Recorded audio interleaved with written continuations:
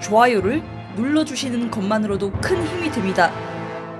그럼 구독, 좋아요 눌러주시고 보시겠습니다. 감사합니다.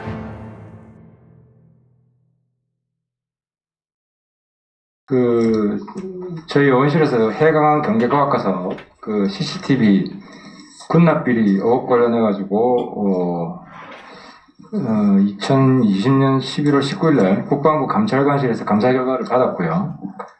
그리고 최근에 이제 그 당시 사업 제안서 사본 국가기밀을 제외하고 달라고 해서 받았는데, 뭐가 빠졌냐면은 회사 이름, 장비를 공급한 공급사하고 제조사 회사 이름을 빼고 줬어요. 이름만. 그리고 왜 뺐냐 하니까 영업 비밀이라고 하면서 뺀 거예요. 이게 황당한 게 영업 비밀이라는 거는 그 회사의 활동 내용이 영업 비밀이지. 왜 그 회사가 이름이 영업 비밀이냐고요.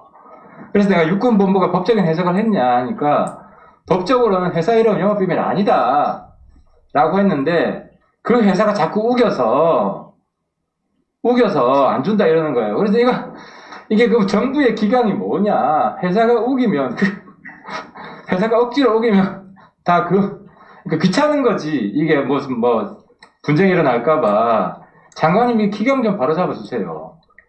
그잖아요. 회사 이름이 그게 왜 영업 비밀이냐고. 그 회사의 영업 내용이 영업 비밀이 되려면 되는 거지. 그래서 법적으로도 국가기밀 제외하고는 다 거부할 수 없다고 돼 있어요.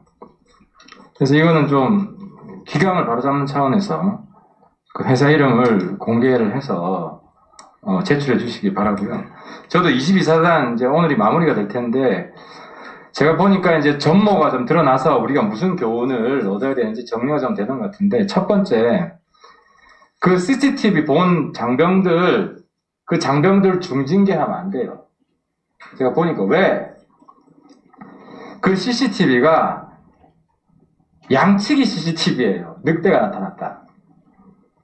늑대가 나타났다 자꾸 하다 보면 진짜 늑대가 나타났을 때 사람들이 안 믿는다는 그런 일화를 잘 알고 있을 거예요. 이 CCTV가 오경보를 얼마나 많이 하는지 아세요? 그러니까 CCTV가 너무 좋은 거야. 너무 좋아가지고 이상 동향이 있으면 알람이 울리잖아요. 1분에 몇 번 울리는지 아세요? 이제 부대마다 차이가 있고 조정을 어떻게 하냐의 차이인데 지금 분당 4, 5회 정도.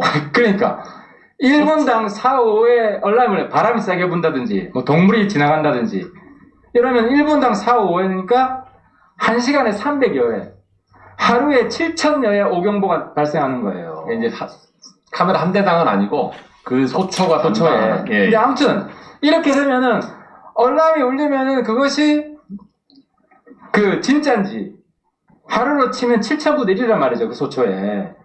그렇게 되면 알람이 울리면 일단 끄고 보는 거야. 귀찮은 거야. 그래서 이거는 그 소프트웨어, 알람을 울리는 소프트웨어 설계가 애초에 잘못되어 있다. 그래서 처음엔 저는 이 장병들 회의라고 생각했는데, 물론 그렇더라도 열심히 해야지. 끝까지 봐야지.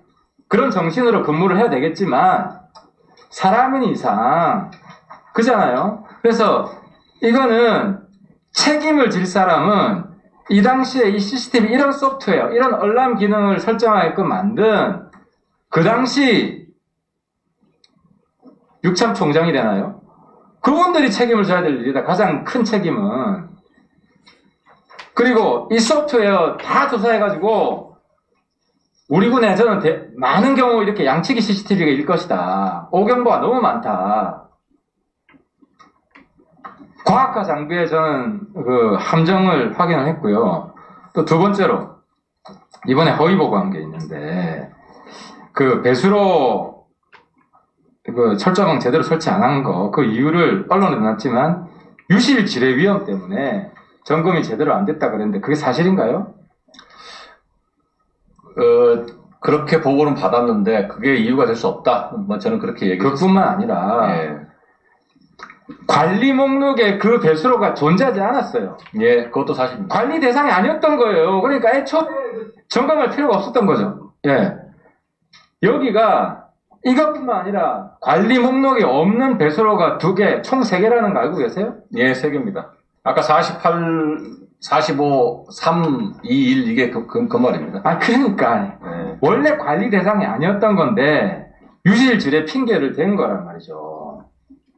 이거는, 아니, 이제, 의원님, 그 말은, 그 말씀 좀, 이제 확인을 해야 되는데, 유실질의 우려 때문에 나가서 확인을 전방에 가서 못 나갔다, 뭐 이런 얘기를 해서, 그게 맞지 않다는 얘기를. 아니, 유실지뢰가 있으면 지뢰 탐지기가지고 가서 해야지. 맞습니다. 예, 예. 다른데 유실지뢰가 거기만 있는 게 아니잖아요. 예. 이거 휴전선 일대 전역에 있는 것이고, 그래서 이거는 제가 볼 때 명백한 국민 기만이고 허위보다, 이건 오히려 징계를 해야 된다. 그 다음에 또 한 가지는, 이 기순 탈북 인사가 사람이 수상한 게, 왜 바로, 그전에는 노크 기순해가지고 군에 바로 투항 기순 회사를 밝혔는데, 이번에는 앞쪽에서 나무를 덮고 사고. 또 드려. 예, 맞아 하겠습니다. 군을 피해 다녔어요. 오히려. 그래서 심지어 군 초소가 있으면 초소를 피해가지고 숲으로 도망가고 막 이랬어요. 이런 이상한 행적의 원인이 파악이 되셨나요? 궁금해서 좀 제발 좀 확인해달라고 요청을 해서 확인을 했는데, 이제, 현재까지 제가 확인한 바에 의하면, 군의 초소에 들어가서 이렇게 귀순을 하면, 나를 북으로 다시 돌려보낼 것이다라는 생각을 했다고 합니다. 그래서 민가로 가려고 했다. 이렇게 얘기를 그렇죠. 합니다. 예. 군은 믿지 못한다. 뭐 그럴 수 있습니다. 김정은하고 한편이고, 아니요, 그런 뜻이 아니고. 아니, 그러니까 실제로 그 사람이 받을 기순 살문자가 총을 맞을 수도 받아들이기에는, 있고, 군인들은 이제 무장을 하고 있고, 그러니까 총을 맞을 수도 있고. 그러니까, 과거에는, 이게 중요한 포인트인데, 제가 이제 북한 내부를 아니까, 과거에는 군에 바로 신고를 했는데, 몇 달 전에, 우리, 탈북했던 사람들 북한에 돈을 보냈잖아요? 그거하고 연계가 된 것 같지는 않습니다. 예. 네. 북한 내부에서는 한국의 탈북자가 가도 돌려보낸다. 그 증거가 이번에 온 사람들이라라고 허위 선전을 한 거예요. 아니, 내가 실제로 그렇다는 게 아니라, 허위 선전을 하고, 실제로 탈북자가 자발적으로 북한에 가도 그런 허위 선전을 하는데, 정부가 돌려보내니까 더더욱 허위 선전에 좋은 미끼가 된 거죠. 그래서 굉장히 우리 군을 의심을 하는 겁니다. 때문에 탈북하고 싶어도 그 의심 때문에 못하는 사람들이 많이 있단 말이죠. 그래서 이 문제에 대한 대처가 필요하다. 이건 굉장히 충격적이다. 군이 탈북자 편이 아닐 거라는 인식을 가지고 있었다는 거예요. 그 현실을 인정해야 될 것 같고, 마지막으로 이 탈북한 날짜가 김정일 생일이란 거 아시죠? 시도는 생일 하루 전날 했고, 실제 탈북이 된 건 2월 16일 김정일 생일이잖아요. 해안에 접안한 날짜는 맞습니다. 그냥 확인해보세요. 2015년 김정일 생일날 탈북한 가족들이 있었는데, 그때 김정은이가 남한에 가서 잡아오라고 지시를 할 정도였어요. 근데 이번에 2가지를 확인해야 되는데, 원래 김정일 생일에는 특별 경비주관에서 굉장히 통제가 엄청합니다. 특히 이제 경계, 해안이나 북경 쪽에는.